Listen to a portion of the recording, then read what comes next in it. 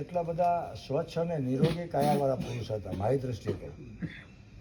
મેં તો એમનું બચપન જોયું નથી, એમણે મારું બચપન નથી જોયું, પણ એમના સાનિધ્યમાં આવ્યા પછી જે હું ફેર્યો આજે 1200 કિલોમીટરમાં, એમાં મેં અનુભવ્યું કે એમાં ઉર્જા સારી હોય તો જ મને આ વસ્તુ મળી હોય, બાકી તો મળે નહીં ને. હજારો કિલોમીટર સુધી અને રમતા રમતા મંદિરો બની ગયા, ખાલી ફરતા ફરતા.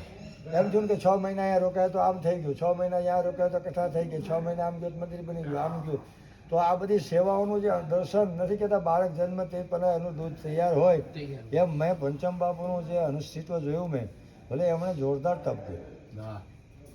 અને ખીજડીયામાં જ્યારે આવ્યા છે ને ત્યારે જેને તપ કર્યું એ તો બહુ મોટું, કેમ કે અમે સાધુ પુરુષો અજાણા હોય ને, બરાબર. હવે પારકી ધરતી પર આવીને રહેવાનું હોય અને ત્યારે એનું જે ભજન બનતું હોય એ કેવડું બનતું હોય વિચાર તો કરો. એટલે આ બધું કહું છે લેન્ડ એન્ડ છે.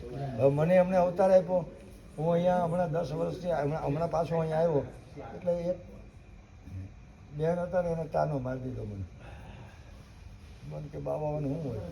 અરે પણ મેં પછી તરત બાપુને કીધું, મેં કીધું હું તમારી શરણમાં આવ્યો હતો ત્યારે કેમ હતો, એટલે એમને તરત મને મોટર લઈ દીધી કે હું જે સિસ્ટમ લઈને આવ્યો હતો ત્યાંથી આગળથી તરત જે વસ્તુ એને પાર કરી ફટફટ.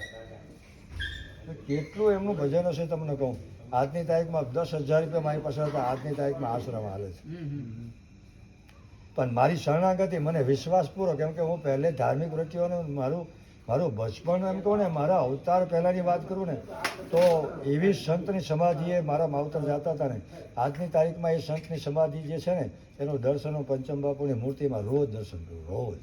મંજીરા વગાડું ને આજે આમ નજર કરું એટલે આમ રીતસર દેખાય, રીતસર દેખાય. તો વસ્તુ તો પ્રગટ જ છે. પછી આ બધું લેન્ડ એન્ડ છે. મારા જીવનની અંદર મેં ક્યારેય કોઈને અપશબ્દ નહીં કીધો હોય, તેના બદલે હું અહીંયા આવ્યો. આ માણસ આ મહાદેવ છે એને સેવા અહીંયા ખૂબ કરે છે ને, છતાં એ એની પ્રકૃતિના આધીન છે, હું મારી પ્રકૃતિના આધીન છે. ક્યારેક એવું બોલે તો એની પણ ઘણું ખીજાઈ જાય, મને કેટલું મને દુઃખ થયું છે. તો આ લેન્ડ એન્ડ છે, આ બધા લેન્ડ એન્ડ છે પૃથ્વીમાં જીવાતમાં. પણ માણસને ધીરજ રાખવી પડે, મને ખબર પડે. કોઈ પણ વસ્તુનું કષ્ટ આવ્યું હોય તો થોડી ધીરજ રાખવી પડે, કેમ કે કષ્ટ તે છે પ્રકૃતિના આધીન છે. હવે માનો કે આપણે સતત પાણી જ પાયા કરીએ તો કપાસની અંદર રોગ આવ્યા વિના રહે જ ના. અમુક વસ્તુ તો તણાવવી પડે ને, અમુક વસ્તુની રાહ જોવી પડે, અમુક વસ્તુની રાહ જોવી જ પડે. પુરુષાર્થ કર્યા પછી રાહ જોવી પડે.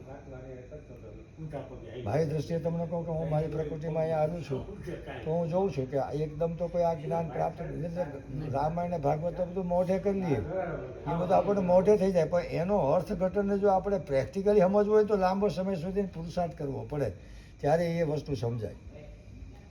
તમને મને પૃથ્વી પર મોકલ્યા છે, પૃથ્વી પર માનવનો અવતાર લઈને એક પરમાત્માની શક્તિ આપણે એનો વહીવટ કરવા માટે જ આપણને મોકલ્યા છે. આપણે કેવી રીતના કેવો વહીવટ કરીએ એ આપણા પોતાના પર આધાર છે. તમે કાનને, આંખને, નાક, જીભ જે આપણને શક્તિ આપી છે એ તમે કયા માર્ગે કઈ રીતે વાપરો છો એની ઉપર આધાર છે બધું. નહીં તો માનવ શક્તિ તો બધામાં, આત્મા તો બધામાં હરખો જ છે ને, એમાં કંઈ તમને કોઈ નાનો મોટો છે નહીં કાંઈ. પણ એનું જે પ્રગટ થવાનું અને એની પ્રગટ થયા પછી એની જે શક્તિ છે એનું ઉપર આધાર છે બધું. અને બધા પૂર્વના સંસ્કાર હોય છે, જે સારા માર્ગે હાલશે એને ક્યારેય કષ્ટ આવતું જ નથી.